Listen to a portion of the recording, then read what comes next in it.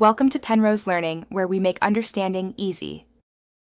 You'll start by confirming your Windows version and creating a quick restore point so you can undo changes. Open Settings with Win+I. This gets you to the interface where Taskbar options live.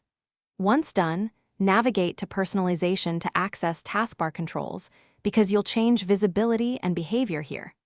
Make sure to back up the registry only if you plan registry edits later. That step prevents permanent mistakes. Now proceed to the specific Taskbar options pane. You will remove the Windows button by toggling the Start menu or system icons off in Taskbar settings.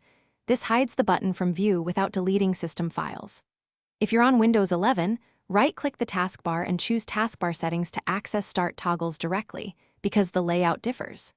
For advanced control, you can stop Explorer, EXE, and use a vetted third-party utility, but understand this alters shell behavior and can affect shortcuts. Proceed cautiously and save work. Finish by restarting Windows Explorer or rebooting so your changes take effect. This ensures the shell reloads without the Windows button.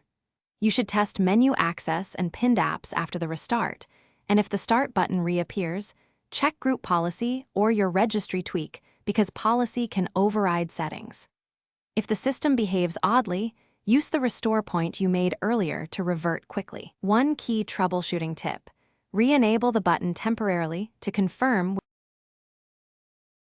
Thanks for watching. If this was helpful, leave a like and consider subscribing. See you next time.